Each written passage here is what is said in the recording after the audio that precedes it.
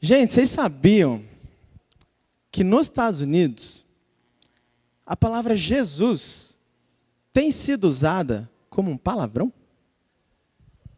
É. Esses dias eu estava vendo um filme e o cara, aquela palavrão feio que começa com F, ele falava Jesus F. Christ, xingando. Eu olhei e falei, será que eu entendi certo? E aí eu fui pesquisar. E realmente, a palavra Jesus tem sido usado como um xingamento. Às vezes, quando a pessoa está muito brava, ela fala, Jesus! Tipo assim, como se ela estivesse xingando. Jesus Christ! Ó, o sotaquezinho ficou... Aí eu pensei, em português, às vezes a gente faz isso também. Jesus, cara, presta atenção no que você está fazendo. Talvez alguém aqui já falou assim alguma vez. Jesus sendo usado como um palavrão. E eu comecei a pensar sobre isso. E me pareceu um ataque satânico para banalizar o nome de Jesus. Sabe? Nossa, começou meio pesado, né? Começa aí, Vandão, ajuda aí. Porque a Bíblia diz que tem um nome que é acima de todo nome. Esse é Jesus. Que através do nome de Jesus, os demônios fogem. O nome de Jesus salva, o nome de Jesus cura, o nome de Jesus possui toda a autoridade nos céus e na terra. Então talvez isso seja uma estratégia do inimigo, porque ele sabe que ele não pode apagar nem diminuir o poder do nome de Jesus. O poder do nome de Jesus, ele não pode fazer nada a respeito. Mas talvez ele possa banalizar esse nome e deixá-lo normal. E aí quando esse nome fica trivial, e a gente usa de forma assim, de qualquer jeito, talvez quando a gente realmente precise, a gente se esqueça de invocá-lo.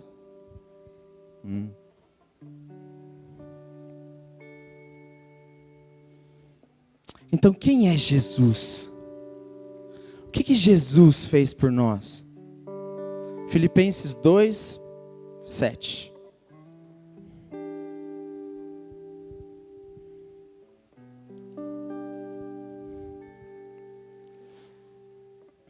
Filipenses 2, a partir do 7, diz assim, pelo contrário, ele se esvaziou, em outras versões fala, ele se fez como um nada, assumindo a forma de servo, tornando-se semelhante aos seres humanos, e reconhecido em figura humana, ele se humilhou, tornando-se obediente até a morte, morte de cruz.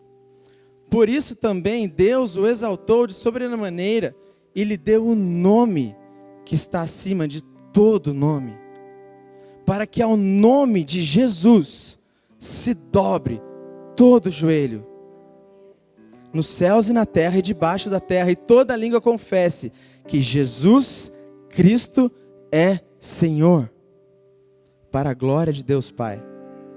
Então, meus queridos, não se enganem, um dia, todo joelho se dobrará. Toda língua confessará que Jesus Cristo é o Senhor sobre todas as coisas. E aí, naquele momento, ninguém vai usar o nome de Jesus na brincadeira, fazendo pouco caso, de forma banal.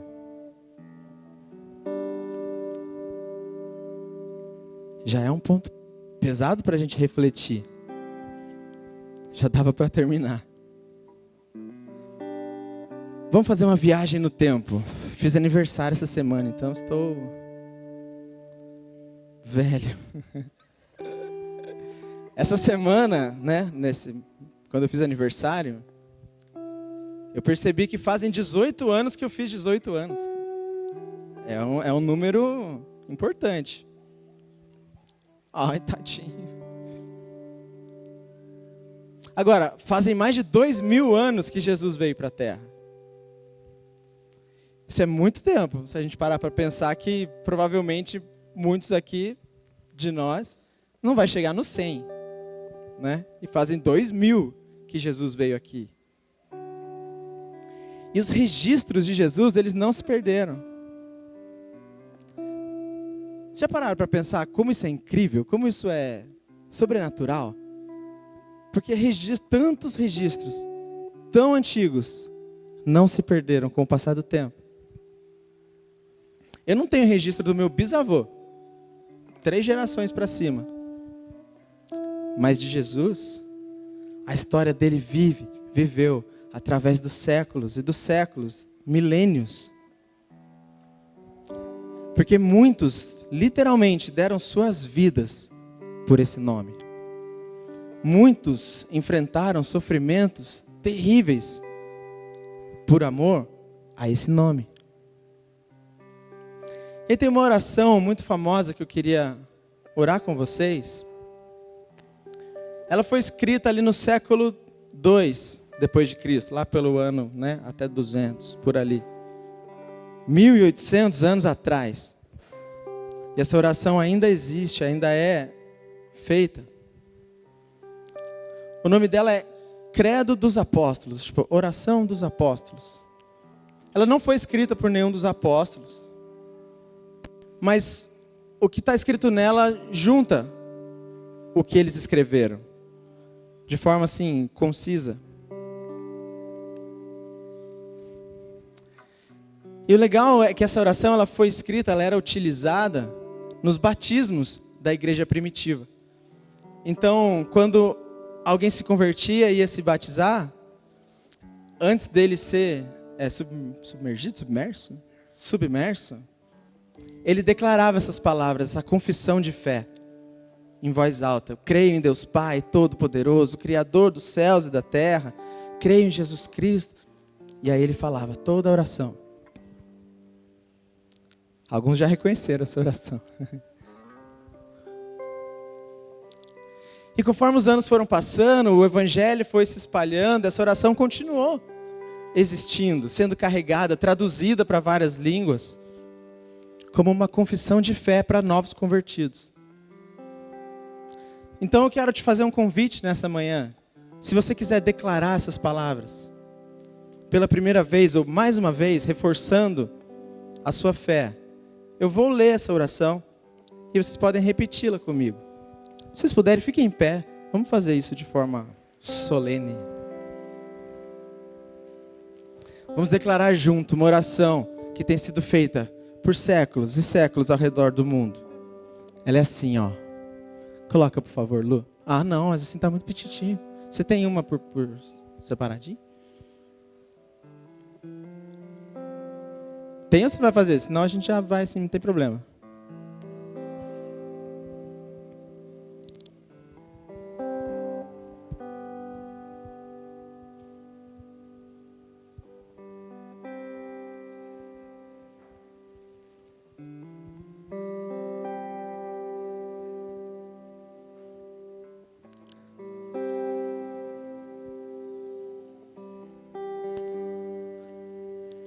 Ó, eu vou fazer essa oração, vocês repetem comigo. Creio em Deus Pai, o Todo-Poderoso, Criador do céu e da terra. Creio em Jesus Cristo, seu único Filho, nosso Senhor, que foi concebido pelo Espírito Santo e nasceu da Virgem Maria. Sofreu sob Pôncio Pilatos, foi crucificado, morreu e foi sepultado. Ele desceu aos mortos e ao terceiro dia ressuscitou. Ele subiu ao céu e está sentado à direita do Pai. Ele virá mais uma vez para julgar os vivos e os mortos. Eu creio no Espírito Santo, na Santa Igreja Cristã, na comunhão dos santos, na remissão dos pecados, na ressurreição do corpo e na vida eterna. Amém. Amém. Pode se sentar. Uau, poderoso nós declararmos isso juntos. Deixa eu contar só um parênteses para vocês, porque talvez alguns estranharam essa oração e conhecem ela da Igreja Católica. E ela é dita: creio no Espírito Santo, na Santa Igreja Católica, na comunhão dos santos. Agora, uma curiosidade, essa oração, como eu falei, ela foi escrita no século II. A Igreja Católica, mais ou menos no século IV, ela veio bem depois, a que a gente conhece hoje como Igreja Católica, Apostólica, Romana. Então essa palavra católica, no original, eu vou ler para vocês. A expressão católica vem do grego katolike, que significa universal. Então quando eles falam, creio na Santa Igreja Católica, está dizendo, creio na Santa Igreja Universal, a comunhão de todos os que creem em Cristo ao redor do mundo. Amém? Tudo bem? Está claro?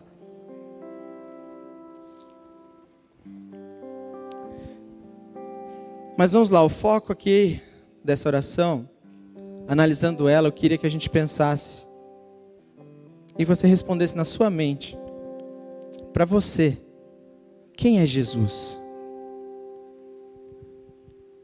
Quem é Jesus? Do que você chama Jesus? Pensa um pouco sobre isso. Se a gente ouve lá fora, a gente ouve que ele é uma figura histórica, um professor muito sábio, ensinou muitas coisas, era alguém que foi muito amoroso, era um exemplo a ser seguido. Ou aí ficando mais profundos, Jesus é o Filho de Deus, o Senhor sobre todas as coisas. Mas para você, quem é Jesus? Do que você chama Jesus? Mas por que é importante eu pensar em como eu chamo Jesus? É importante porque a forma com que eu chamo alguém mostra quão bem eu conheço essa pessoa.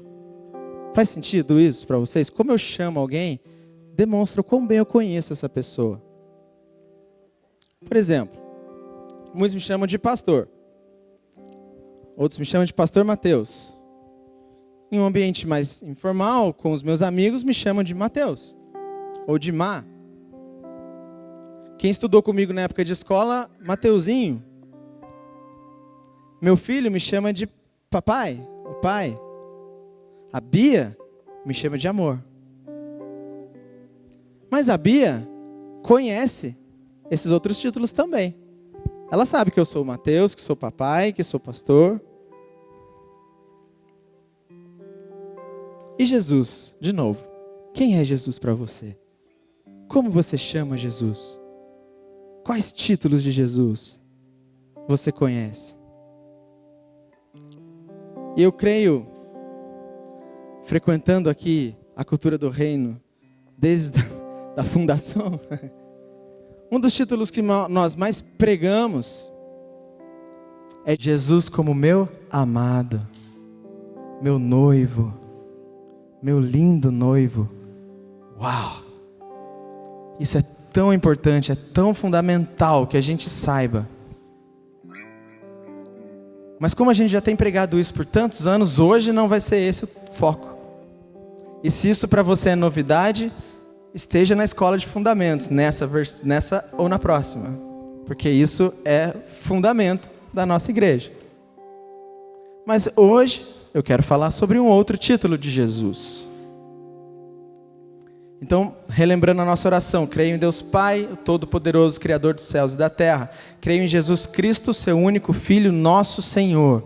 Creio em Jesus Cristo, seu único Filho, nosso Senhor. Nosso Senhor. E é isso que eu quero falar hoje. Jesus Cristo, o nosso Senhor. Porque quando a gente pensa de cara assim, Senhor Jesus, em português, por conta do nosso vocabulário, Senhor Camilo, Senhor Diego, Senhor Jesus, é só um jeito respeitoso de falar com alguém mais velho, sei lá.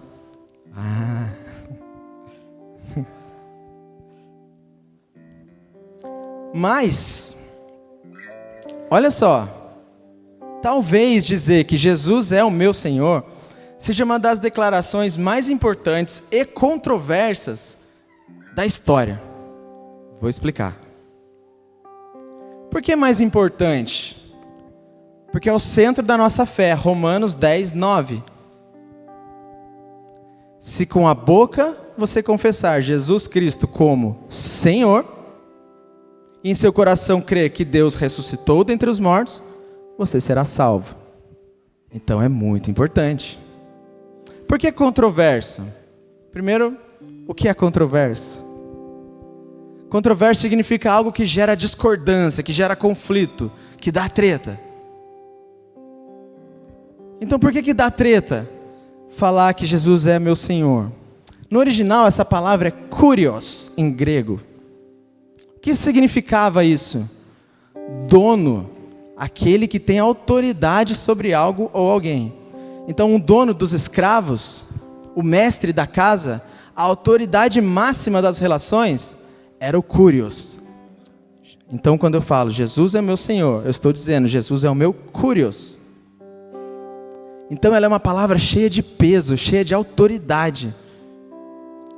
Usar esse título para alguém significa que eu estou falando que ele é alguém a quem eu pertenço, que ele tem domínio sobre mim. Por exemplo, no Império Romano, esse título era usado para o imperador. Então César é Senhor. Esse era o lema que eles mandavam que fosse repetido pelas pessoas. E é interessante que os romanos eles permitiam uma liberdade religiosa desde que o cidadão reconhecesse que César era divino e que ele era o Senhor. Então, nas cerimônias que tinham, as pessoas tinham que declamar Caesar, ou Caesar, não sei bem como fala, Kurios. César é o Senhor. Então dizer Jesus é Kurios, entende por quê? Da confusão, da briga. Isso era rebeldia, isso era traição. Isso podia custar a sua vida.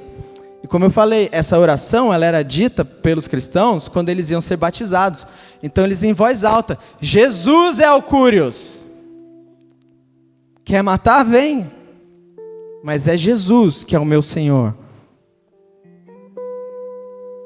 Declarar isso hoje em dia, em muitos lugares do mundo, declarar que Jesus é o meu Senhor, que eu pertenço a Jesus, pode me custar um emprego, um olhar torto, às vezes perder algum tipo de liberdade. Em alguns lugares ainda posso perder a minha vida. Mas lá atrás, no 2º século, quando eles diziam isso, eu creio em Deus Pai, Todo-Poderoso, Criador dos céus e da terra, e creio em Jesus Cristo, seu único Filho, o nosso Kurios.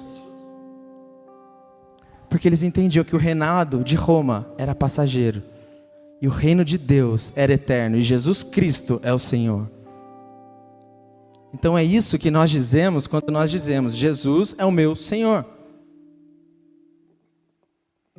Gerava mais problemas e confusões, porque essa oração falava, creio em Jesus Cristo, seu único Filho. E os gregos e romanos acreditavam nos semideuses. Lembra? Aquiles, Hércules, que eram semideus, metade homem, metade Deus. Mas nós, como seguidores de Jesus, nós não cremos nisso. Nós cremos que Jesus é 100% homem e 100% Deus. Jesus é Deus em carne. Ele literalmente veio na terra através de Jesus. Ele se esvaziou de sua glória, de seu poder. Mas ele ainda é 100% Deus, 100% homem. Foi o que nós lemos em Filipenses. Então essa declaração, ela gerava muito, ela significa muita coisa. E é importante que a gente entenda o peso dessa declaração que nós fazemos sempre. Então se eu quero saber quem é Deus, eu olho para Jesus e o que Jesus faz. E o que Jesus faz? Lucas 19:10. Porque o Filho do Homem veio para buscar e salvar o perdido. João 3:17. Só olha o Lucão, cara, bebendo com a garrafa fechada.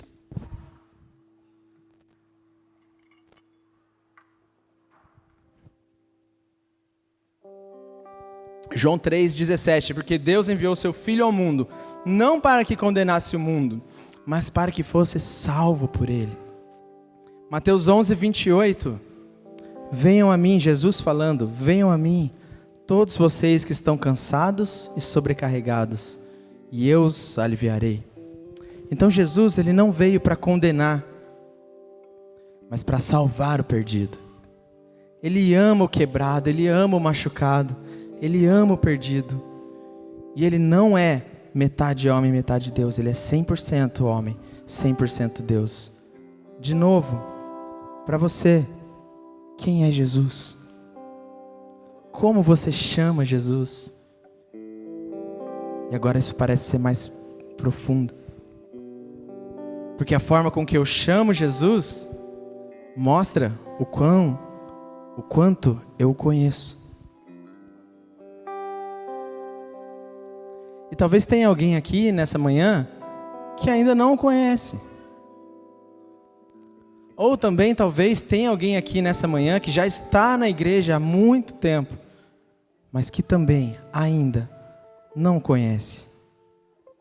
Talvez alguém saiba, na teoria, responder todas as perguntas aqui, mas não conhece Jesus. E Deus quer que você conheça Jesus. Conheça. É um relacionamento.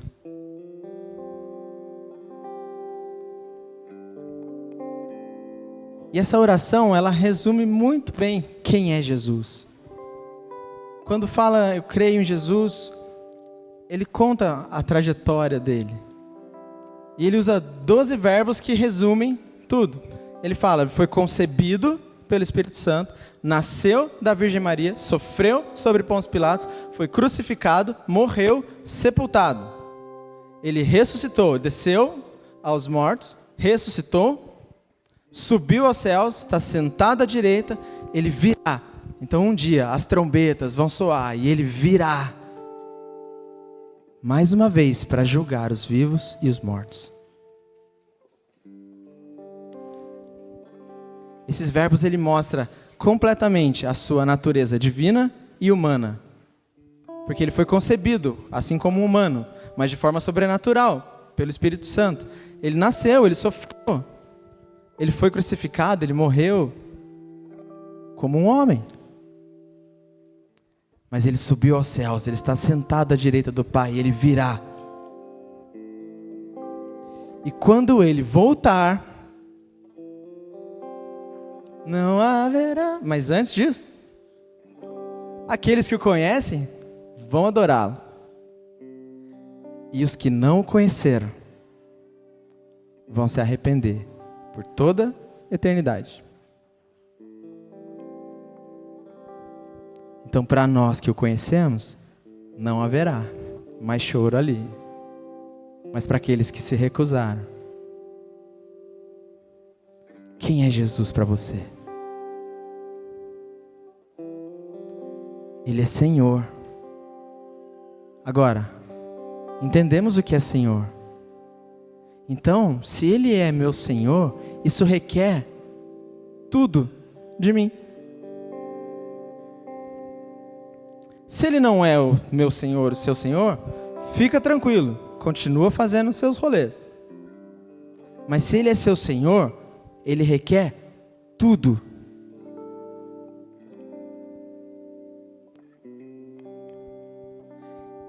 E às vezes a gente cresceu em um ambiente onde a gente via Jesus no Natal, no bonequinho pititiquinho, o bebezinho Jesus. E é essa a imagem que eu tenho hoje de Jesus. Ou talvez nós aprendemos que Jesus é alguém que quer me julgar e que é bravo e que está de olho em tudo que eu estou fazendo para me castigar.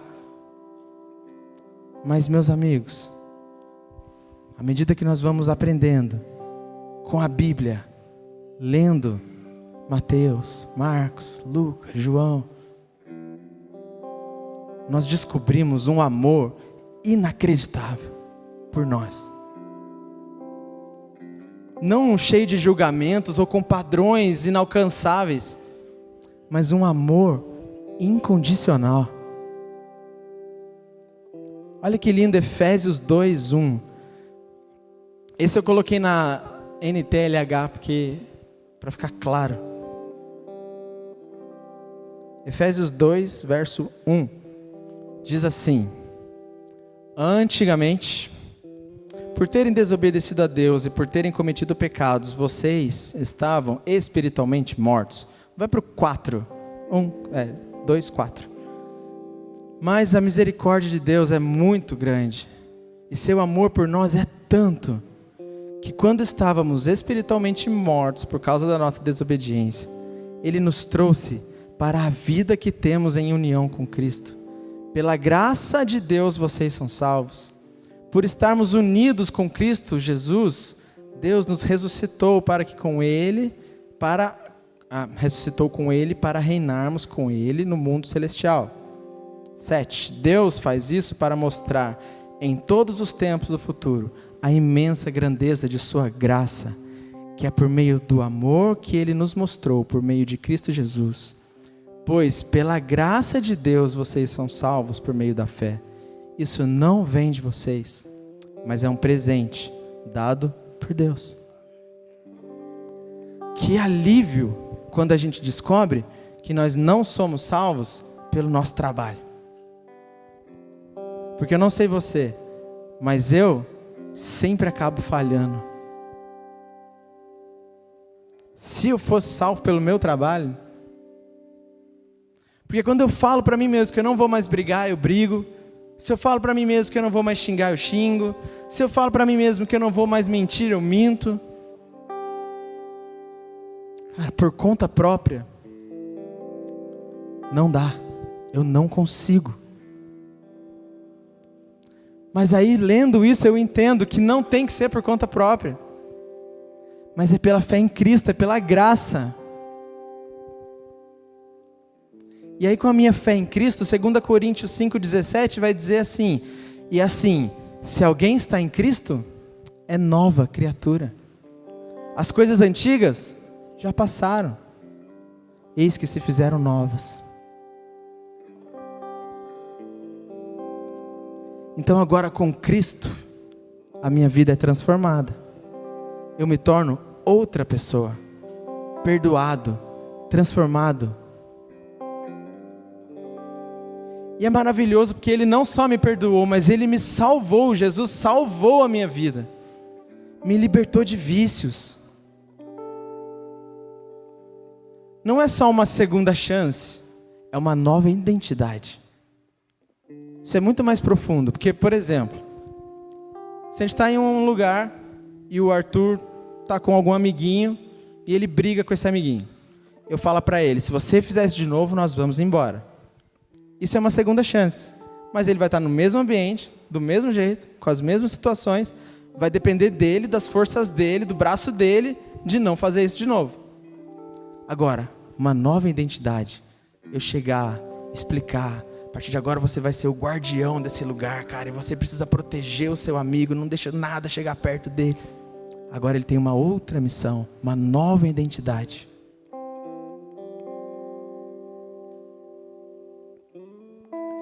E ele é mais ainda, ele vai além de ser o meu salvador. Ele é o meu consolador quando eu estou sofrendo. Se você estiver anotando, isso está em Salmo 34:18. Aí em Salmo 147:3, eu entendo que Ele é a minha cura quando eu estou ferido, quando eu estou quebrado. Em João 14:27, eu entendo que Ele é a minha paz. Jesus é a minha paz quando eu estou sobrecarregado. Então eu não sigo Jesus porque eu fui arrastado para a igreja, porque meus pais mandaram eu ir para a igreja. Eu sigo Jesus porque eu entendo quem eu era antes. E eu não quero voltar. Jesus me transformou. Ele me faz alguém que eu jamais poderia ter sido por conta própria, cara. Jamais, por conta própria. por isso que eu quero me agarrar a Jesus. Jesus, Ele é a luz do mundo, a água viva. Se eu beber dele eu não tenho mais sede. Ele é o pão da vida, Ele me satisfaz. Ele me nutre para que eu possa ser quem Deus me criou para ser. Ele é o meu bom pastor, Ele é o príncipe da paz, Ele é o leão da tribo de Judá, Ele é o Cordeiro de Deus. Jesus é aquele que toca os leprosos, Ele andou com as prostitutas, Ele comeu com os pecadores, Ele alimentou os famintos, Ele abriu os olhos de cegos, Ele curou os doentes. E sabe o que mais? Ele ressuscitou dos mortos. E se você o conhece, Ele levou seus pecados embora. Ele tomou toda a sua vergonha. Ele derrotou a morte. A sua morte. Então, de novo, sendo insistente, preciso que você vá embora pensando nisso. Quem é Jesus para você? Não apenas em palavras, mas quem é Jesus? Na forma que você vive a sua vida. Porque a forma que você vive a sua vida reflete no que você realmente acredita.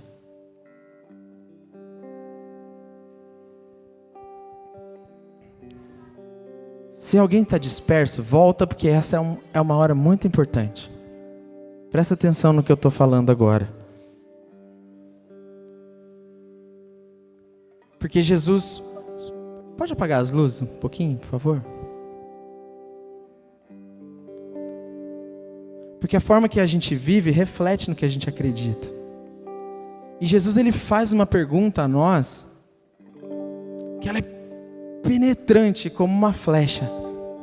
Está em Lucas 6, 46.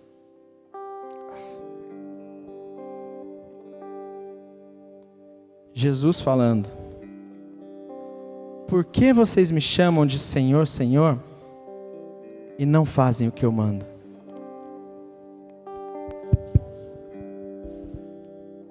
Por quê? Por que vocês me chamam de Senhor e não fazem o que eu mando? Jesus é o Senhor? Feche seus olhos um momento, por favor.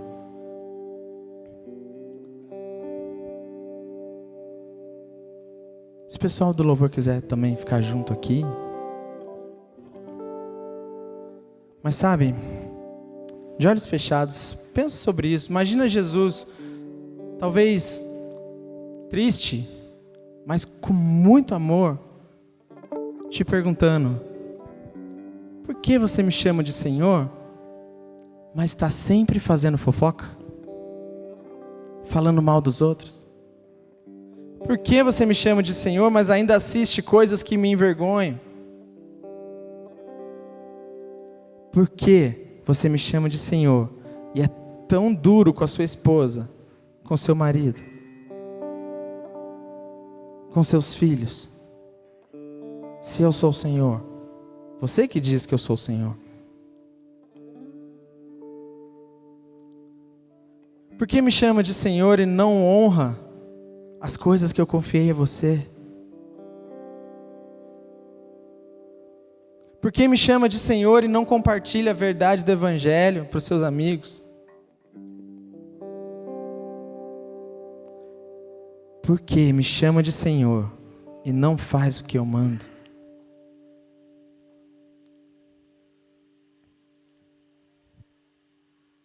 Nem todo que me diz Senhor, Senhor, entrará no reino dos céus, mas aquele que faz a vontade de meu Pai.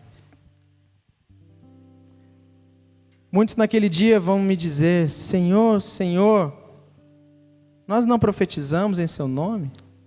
Em seu nome não expulsamos demônios? Não fizemos muitos milagres? Não faltei um culto? Estava em todos os eventos? Ajudava na cantina? Então lhes direi claramente: eu nunca conheci vocês. Por isso, estou insistindo tanto. Você conhece Jesus? No seu coração? Você crê nele como seu Senhor? Porque isso é incrível, nós vimos tantas coisas maravilhosas que nós temos de consequência de Jesus como nosso Senhor, a nossa vida é transformada, somos novas criaturas.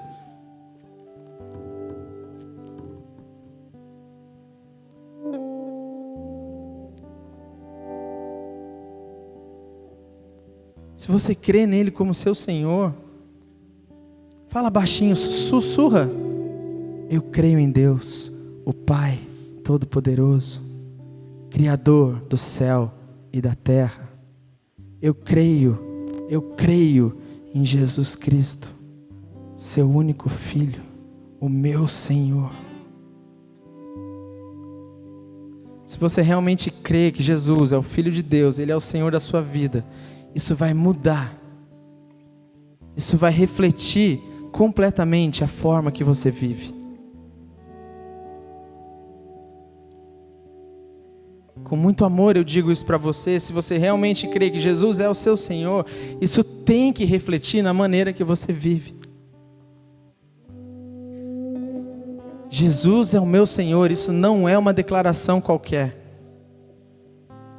Isso é uma declaração de uma aliança com o Rei dos Reis, com o Senhor dos Senhores. Porque Jesus, o nome de Jesus não é um palavrão, mas é um nome que está acima de todo nome. Por isso é um nome que tem sido atacado, tem sido banalizado.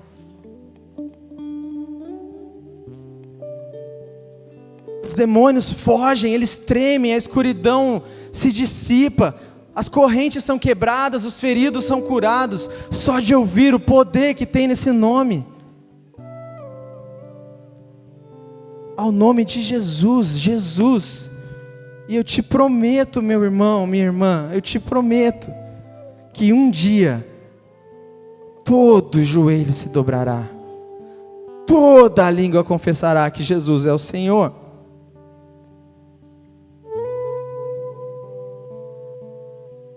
Então você escolhe, se você vai fazer isso quando atrasado, ou se já vai fazer isso agora. Cuidado para não atrasar. Se você faz isso e crê nisso, isso muda a sua forma de viver. Então eu queria fazer 2 convites nessa manhã. Eu lembro que eu assisti um filminho uma vez, que o menininho gostava da menininha, e aí o pai falava para o menino: você precisa de 5 segundos de coragem extrema para tomar um passo. Então, cara, você precisa de 2 segundos de coragem para mudar sua vida. Depois as coisas fluem, você precisa dessa coragem extrema por 2 segundos.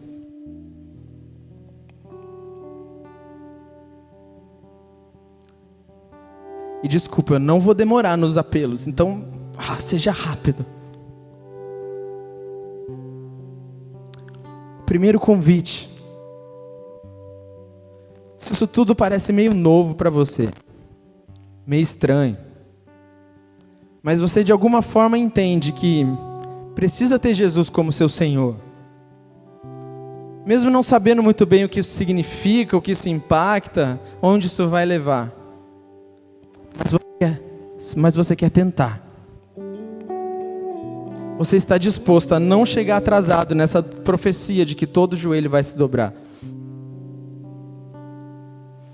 Então, com 2 segundos de coragem, levante as suas mãos. Algum pastor vai até você e vai orar com você. Essa oração que nós repetimos juntos mais cedo, ela é muito poderosa, mas se ela ficar só em palavras, ela não serve de nada. Então, se você tiver essa coragem e precisa que Jesus seja o Senhor da sua vida, mesmo que não entenda muito bem o que isso significa, levante as suas mãos. E o segundo convite é para você que conhece Jesus, mas que quer ajuda para conhecer, e que entendeu que por algum motivo precisa se reconciliar com o Senhor, que sentiu como um soco no estômago quando eu li: por que vocês me chamam de Senhor se não fazem o que eu mando? Se isso machucou, vem aqui na frente, deixa algum pastor orar por você.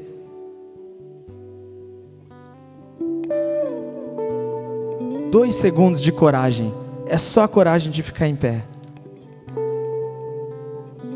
Isso pode mudar a sua vida. Por que vocês me chamam de Senhor e não fazem o que eu mando? Eu não quero isso, Senhor. Eu não quero ouvir, Deus, no último dia, que o Senhor não me conhece. Eu não quero ouvir no último dia que o Senhor não me conhece.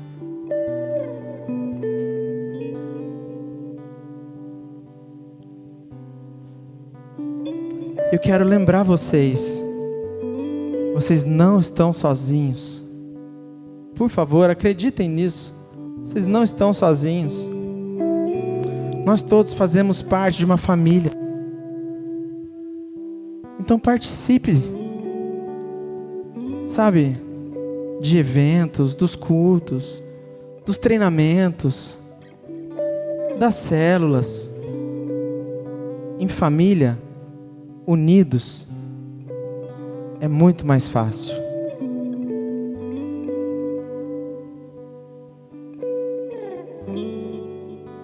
Obrigado, Jesus, por essa manhã que o Senhor preparou para nós. Obrigado pelo seu amor inacreditável, pela sua bondade, pela sua graça, pela sua misericórdia.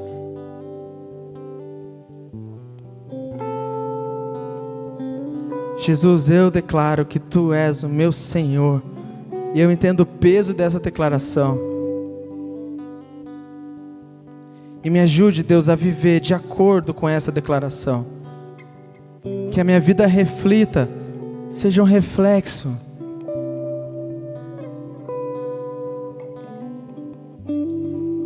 de alguém que tem o Senhor como Senhor.